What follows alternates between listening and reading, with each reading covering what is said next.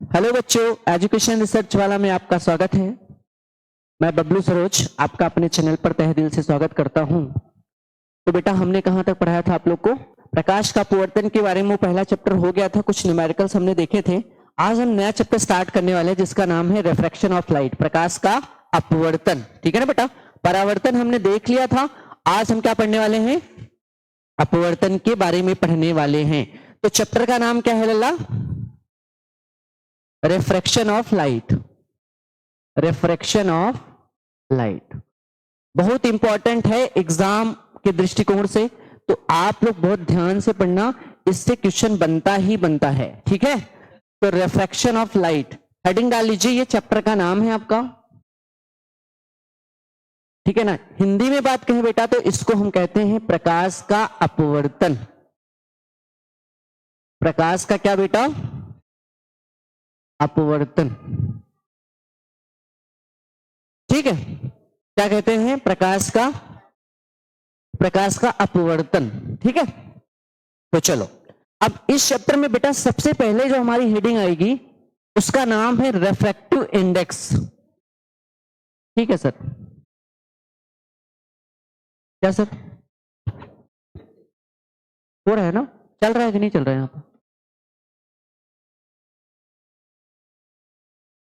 क्या सर यहां तो यहां थोड़ा सा वाईफाई ऑन करिए वहां से।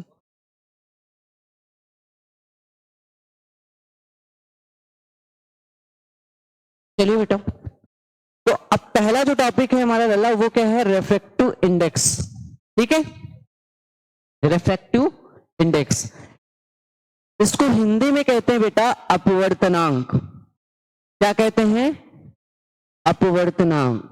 देखो अपवर्तनांक क्या होता है, इसको बेटा पहले तो सबसे पहली चीज क्या आती है, इसको डिनोट किससे करते हैं, प्रदर्शित किससे करते हैं? तो बेटा किसी किसी बुक में म्यू से करते हैं। किससे करते हैं? म्यू। म्यू, यू नहीं, म्यू। क्या? म्यू। और या तो बेटा म्यू से ना करो तो किससे करेंगे? स्मॉल एन से करते हैं। किससे प्रदर्शित करते हैं? म्यू या स्मॉल एन से। ठीक है ना? तो ये पहला तो आपको ये समझ में आना चाहिए कि कहीं अगर म्यू दिख जाए या कहीं स्मॉल एन दिख जाए तो आप समझ जाना कि वो क्या चीज लिखी गई है? अपवर्तनांक। ठीक है ना? अब होता क्या है अपवर्तनांक, वो ध्यान से सुनिए। तो अपवर्तनांक इक्वल टू होता है बेटा, अपवर्तनांक इक्वल टू जो होता है प्रकाश की चाल, प्रकाश की चाल निर्वात में। किसमें बेटा? निर्वात में। और निर्वात में प्रकाश की चाल कितनी होती है? 3 × 10⁸ मीटर प्रति सेकंड। तो प्रकाश की चाल निर्वात में बटे माध्यम में प्रकाश की चाल, बटे माध्यम में प्रकाश की चाल। ठीक है? अगर आपसे कहा जाए कि अपवर्तनांक किसे कहा जाता है तो आप बताओ परिभाषा कि प्रकाश की चाल निर्वात में और उस माध्यम में प्रकाश की चाल माध्यम में प्रकाश की चाल या प्रकाश की चाल माध्यम में, इन दोनों का जो अनुपात होता है बेटा उसी अनुपात को हम क्या कहते हैं? अपवर्तनांक कहते हैं। क्या कहते हैं? उस माध्यम का अपवर्तनांक कहेंगे। ठीक है ना? माध्यम का अपवर्तनांक कहते हैं या अपवर्तनांक कहते हैं। ध्यान से सुनिए। अब बेटा इसको हम किससे लिखते हैं? म्यू से लिखते हैं, या मैंने क्या बताया किससे लिखते हैं? स्मॉल एन से। प्रकाश की चाल को किससे लिखेंगे? सी से। और बेटा माध्यम में प्रकाश की चाल को किससे लिखेंगे? बी से। किससे लिखेंगे? तो हमारा फॉर्मूला क्या बन गया बेटा? हाँ, म्यू बराबर या एन इक्वल टू हो गया C/V। ठीक है ना? तो एक पॉइंट तो ये हो गया बेटा, दूसरा पॉइंट ये हो गया। अब तीसरा पॉइंट ये है, क्या अपवर्तनांक का कोई मात्रक होता है? क्या अपवर्तनांक का मात्रक, तो अपवर्तनांक का मात्रक होता है क्या? देखो ध्यान से, इसका मात्रक क्या होगा? प्रकाश की चाल की मात्रक मीटर प्रति सेकंड, माध्यम में प्रकाश की चाल का मात्रक मीटर प्रति सेकंड। तो दोनों का मात्रक समान होता है तो कट जाता है, तो इसका मतलब इसका कोई मात्रक नहीं होता। तो अपवर्तनांक का मात्रक क्या लिखेंगे? नहीं होता है। अपवर्तनांक का कोई मात्रक नहीं होता है। ठीक है ना बेटा? किसका? अपवर्तनांक। अब ध्यान से सुनिए, अब इसको पढ़ेंगे। एक तरीका और चीज हम बता रहे हैं आपको, वो तरीका क्या है, ध्यान से सुनिए। जैसे मैं इसको मैथमेटिकल रूप में लिखूं तो बेटा इसको मैंने क्या लिखा, mu equal to C upon V. Mu equal to क्या बेटा, सी अपान वी, जहां सी क्या है, प्रकाश की चाल, किसमें, निर्वात में। वी क्या है, माध्यम में प्रकाश की चाल। अब ध्यान से सुनिए बेटा, ध्यान से सुनिए, अगर मैं यहां से v का मान निकालना चाहूं तो v बराबर होगा c अपान म्यू होगा। अब आपको मैंने पहले प्रकाश परावर्तन वाले चैप्टर में आपको पढ़ाया था मैंने कि जो प्रकाश की चाल होती है वो अलग अलग माध्यम में क्या होती है, अलग अलग होती है, भिन्न भिन्न होती है। पढ़ाया था कि नहीं पढ़ाया था? अब यहां देखेंगे हम कि प्रकाश की चाल अलग अलग माध्यम में भिन्न भिन्न कैसे होती, कैसे निकालेंगे, ये सारी चीजें हम क्या करेंगे, यहां पे डिस्कस करेंगे। ठीक है, तो इसका मतलब हमारा फॉर्मूला निकलेगा v बराबर सी अपान म्यू। अब देखो, अगर ध्यान से सुनना, इधर देखो बेटा, बहुत ध्यान से सुनो, ये तो फॉर्मूला आप जान गए। अभी आप लोग नोट ना करो, अभी आप सिर्फ समझो, ठीक है, समझो। उसके बाद जब आप समझ जाएंगे तो नोट फिर हम देंगे मौका करने के लिए, आप परेशान ना हो, ठीक है। तो देखिए, म्यू को हम क्या पढ़ रहे हैं, अपवर्तनांक पढ़ते हैं। लेकिन अगर बेटा म्यू ऐसे लिखा है, म्यू जी, क्या लिखा है, म्यू जी। जी का मतलब ग्लास, ग्लास मतलब कांच, जी का मतलब ग्लास, ग्लास मतलब कांच, और म्यू का मतलब क्या होता है, अपवर्तनांक। तो इसको हम क्या पढ़ेंगे, कांच का, समझ में आया? पढ़ने का तरीका पहले ध्यान से देखना कि कैसे पढ़ते हैं, बाद में हम निकालेंगे कैसे निकालते हैं, उसका डिस्कस हम बाद में करेंगे, लेकिन सबसे पहले पढ़ना आप सीखो। इसको क्या पढ़ते हैं बेटा, कांच का अपवर्तनांक। अगर कहीं ऐसे लिखा है म्यू डब्ल्यू, डब्ल्यू मतलब वाटर, जल, डब्ल्यू से क्या बनेगा, वाटर, तो जल का अपवर्तनांक, जल का, पढ़ लोगे? चलो ये बताओ बेटा, ये क्या लिखा, म्यू ए, एयर, हवा का, हवा का ए मतलब एयर, ये सब माध्यम है ना बेटा, जल भी माध्यम होता है, कांच भी माध्यम होता है, वायु भी माध्यम होता है, डायमंड भी माध्यम होता है, हीरा भी, सॉरी हीरा डायमंड एक ही होता है, और केरोसिन भी माध्यम होता है। केरोसिन समझते हैं ना, मिट्टी का तेल। अगर मैं ऐसे लिख दूं बेटा, तो केरोसिन का अपवर्तनांक, समझ में आया ना, पढ़ना समझ में आ गया? अगर मैं ऐसे लिखूं तब बेटा म्यू वन, वन मतलब माध्यम एक का, अगर मैंने ऐसे लिखा म्यू फाइव तो माध्यम पांच का, समझ में आया? अब ध्यान से सुनना, सबका अपवर्तनांक मैं लिखाऊंगा कि कांच का कितना होता है, निर्वात में कितना होता है, निर्वात का अपवर्तनांक कितना होता है, वायु का कितना होता है, जल का कितना होता है, वो आपको याद करना पड़ेगा। वो याद कर लोगे बेटा तो उस माध्यम में हम प्रकाश की चाल को निकाल पाएंगे, ठीक है ना? तो ध्यान से सुनो, ये पढ़ना आ गया, पढ़ लोगे। अब ध्यान से सुनना, जिस माध्यम का अपवर्तनांक आप यहां रखोगे, ठीक है ना, जैसे मैंने यहां पे कांच का अपवर्तनांक रखा, किसका, तो वो जो स्पीड निकल के आएगी, वी क्या है, माध्यम में प्रकाश की चाल ना, तो जब आप जिस माध्यम का अपवर्तनांक यहां पे रखोगे उसी माध्यम में यहां क्या निकल के आएगी, स्पीड, उसकी चाल निकल के आएगी।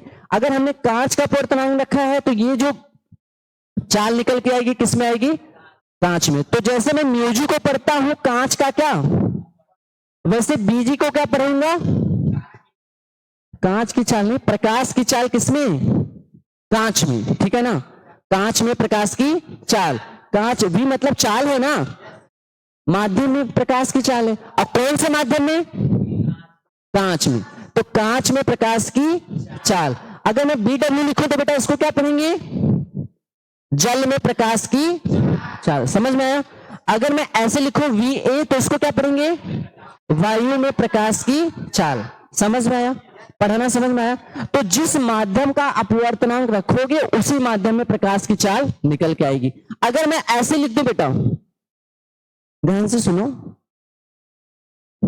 अगर मैंने ऐसे लिखा है v इक्वल टू है बेटा सी अपान म्यू ना, अगर मैंने यहां w लिख दिया तो यहां पे क्या लिखा जाएगा, w, इसको क्या पढ़ेंगे,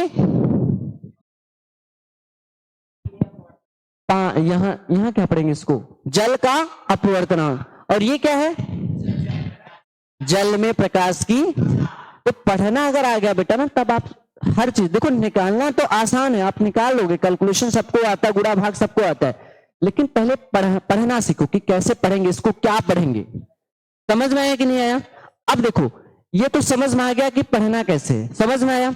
अब कुछ इसके अब माध्यम लिखेंगे, कुछ अपवर्तनांक लिखेंगे माध्यम में, और उसमें क्या देखेंगे बेटा, प्रकाश की चाल देखेंगे, ठीक है ना। तो एक काम करते हैं, इसकी परिभाषा हेडिंग डाल लिया आपने, तो चलो इसकी परिभाषा आप लिखो, इसकी अपवर्तनांक की,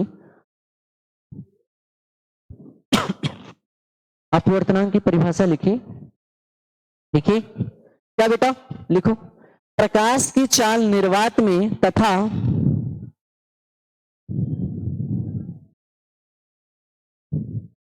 प्रकाश की चाल निर्वात में तथा माध्यम में प्रकाश की चाल, प्रकाश की चाल निर्वात में तथा क्या बेटा, माध्यम में प्रकाश की चाल के अनुपात को, के अनुपात को, के अनुपात को क्या कहते हैं बेटा, अपवर्तनांक या माध्यम का अपवर्तनांक कहा जाता है, ठीक है। अपवर्तनांक लिखो या माध्यम का अपवर्तनांक कहा जाता है, ठीक है। इसे अगला पॉइंट लिखिए, इसे म्यू या किससे बेटा, इसको क्या पढ़ेंगे, म्यू, यू नहीं पढ़ेंगे, क्या पढ़ेंगे, म्यू। इसे म्यू या एन से, स्मॉल एन से प्रदर्शित किया जाता है, इसे म्यू या स्मॉल एन से प्रदर्शित किया जाता है, तथा इसका कोई मात्रक नहीं होता है, हाँ, तथा इसका कोई मात्रक नहीं होता है, तथा इसका कोई मात्रक नहीं होता है, ठीक है बेटा। ये लिख लो, ये लिखो नीचे से, अपवर्तनांक बराबर या माध्यम का अपवर्तनांक बराबर प्रकाश की चाल निर्वात में बटे माध्यम में प्रकाश की चाल। ये फॉर्मूला लिखिए यहां से यहां तक, ये वाला यहां तक लिखिए, पहले नीचे लिखिए ये,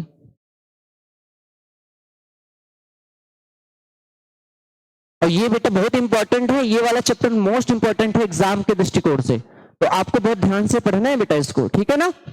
हाँ नोट करिए,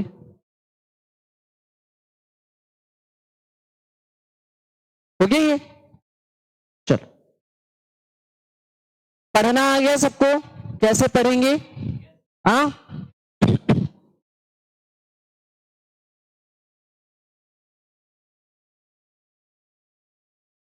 करिए। अब देखिए आगे बेटा, एक टेबल बनाओ, टेबल बनाओ, लिखो जैसे मैं लिख रहा हूं वैसे लिखो, ऐसे लिखो, क्रम संख्या, क्रम संख्या, माध्यम का नाम, जिस माध्यम हम देख रहे हैं, जिस माध्यम की बात करेंगे, माध्यम का नाम, और माध्यम का अपवर्तनांक, उस माध्यम का अपवर्तनांक देखेंगे, माध्यम का अपवर्तनांक, ठीक है भैया। और बेटा लास्ट वाला जो हमारा होगा वो माध्यम में, उस माध्यम में प्रकाश की चाल, माध्यम में प्रकाश की चाल, ठीक है। अब देखो बेटा, सबसे पहले वो तो बहुत है, लेकिन हम 4-5 ही आपको काम कराएंगे, पहले आप सीखो।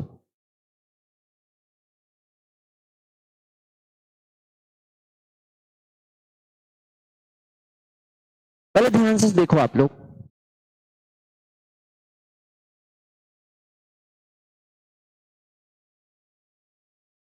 देखो ध्यान से सुनिए।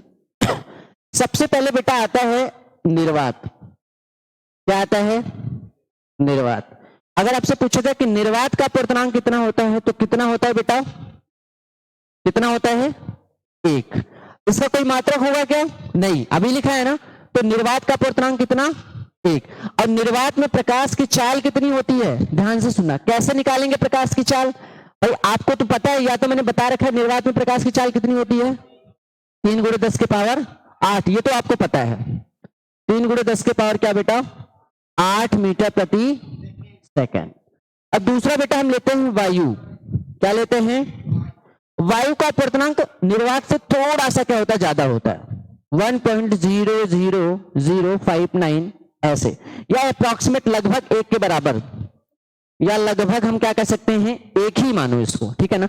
अगर 1 मानोगे तो प्रकाश की चाल वायु में भी कितनी आएगी, इतनी ही आएगी। लेकिन अगर एग्जैक्ट मान रखोगे आप, तो एग्जैक्ट अगर मान रखोगे तो फॉर्मूला क्या होता है, v बराबर मैंने क्या पढ़ाया है, C/μ। यहां μa करोगे तो यहां क्या निकल जाएगा, va। तो c का मान आप रखोगे बेटा 3 × 10⁸, और म्यू का मान कितना रखोगे, अगर ये वाला टर्म रख रहे हो 1.0059। जब आप इसको भाग देंगे बेटा तो ये जो निकल के आएगा ये एग्जैक्ट 2.98 × 10⁸ मीटर प्रति सेकंड। तो 2.98 किसके बराबर है, लगभग बराबर है ना। तो अप्रोक्सीमेट हम क्या कर सकते हैं, 3 × 10⁸ मीटर प्रति सेकंड होता है। तो इसलिए वायु या निर्वात में प्रकाश की चाल लगभग हम कितना लेते हैं, 3 × 10⁸ मीटर प्रति। एग्जैक्ट पूछा जाए तो कितना होता है, हाँ ठीक है। अब अगला जो चीज है बेटा, ध्यान से सुनिए, अगला माध्यम आता है हमारा जल।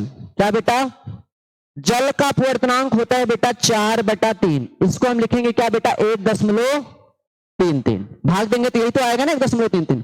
अब यहां स्पीड निकालेंगे तो यहां फॉर्मूला क्या बनेगा, यहां फॉर्मूला क्या बनेगा बेटा,